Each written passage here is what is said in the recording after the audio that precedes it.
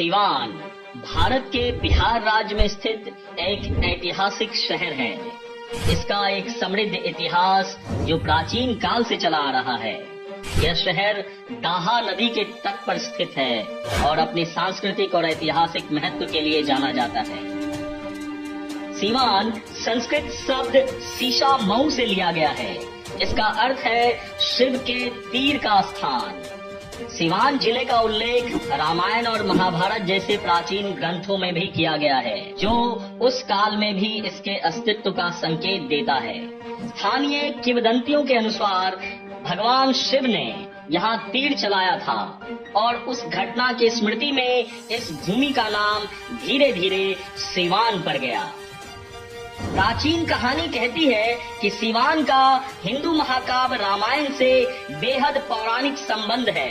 ऐसा माना जाता है कि यह वह स्थान है जहां भगवान राम ने अपनी पत्नी सीता और भाई लक्ष्मण के साथ वन में अपने निर्वासन के दौरान विश्राम किया था। सिवान में भगवान राम को समर्पित एक मंदिर भी है। यह मंदिर भक्तों को बेहद आकर्षित करता है। यह मौर्य और गुप्त साम्राज्य के दौरान एक महत्वपूर्ण केंद्र था। इस क्षेत्र पर खारवेल राजवंश, पाल और चौहान सहित विभिन्न राजवंशों का शासन था। 1857 के क्रांति में, जो कि एक बृहद तौर पर स्वतंत्रता आंदोलन से संबंध रखता है, उसमें सिवान ने एक अहम भूमिका निभाई। एक बहुत बड़ी संख्या में बाबू कुंवर सिंह के साथ सिवान के लोगों ने कंधे से कंधा मिलाकर 1857 की क्रांति में अपनी सहभागिता दिखाई। भारत में पर्दा प्रथा के खिलाफ जो आंदोलन हुआ था, उसमें ब्रज किशोर प्रसाद जी ने अहम भूमिका निभाई थी। वो भी सिवान के ही रहने वाले थे और नॉन कोऑपरेटिव मूवमेंट में, जो कि महात्मा गांधी के द्वारा चलाया गया था 1920 में, उसमें ब्रज किशोर प्रसाद ने भी अहम भूमिका निभाई थी। सिवान का जो सबसे मुख्य केंद्र है वह है यहाँ भारतीय स्वतंत्रता आंदोलन के दौरान कई उल्लेखनीय स्वतंत्रता सेनानियों का जन्म होना, जिन्होंने ब्रिटिश शासन के खिलाफ बेहद लंबी लड़ाई लड़ी। ऐसे ही एक प्रमुख व्यक्ति थे यदुनंदन शर्मा, जिन्होंने 1942 के भारत छोड़ो आंदोलन में महत्वपूर्ण भूमिका निभाई थी। स्वतंत्रता संग्राम में सक्रिय भागीदारी के लिए उन्हें ब्रिटिश अधिकारियों ने गिरफ्तार कर लिया और जेल में डाल दिया था।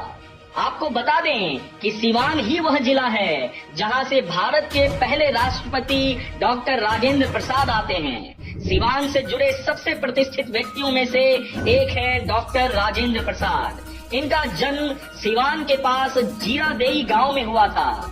डॉक्टर प्रसाद ने भारत के स्वतंत्रता संग्राम में महत्वपूर्ण भूमिका निभाई और बाद में स्वतंत्र भारत के पहले राष्ट्रपति बने।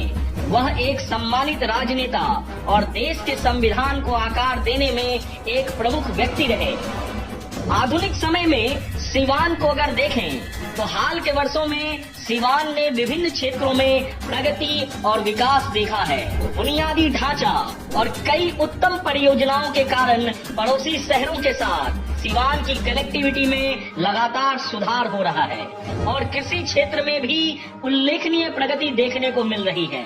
सरकार ने यहाँ के निवासियों के लिए और जीवन की गुणवत्ता बढ़ाने के लिए शिक्षा, स्वास्थ्य और कई अन्य सुविधाओं को लेकर लघु उद्योग को बढ़ावा देने पर ध्यान केंद्रित किया है।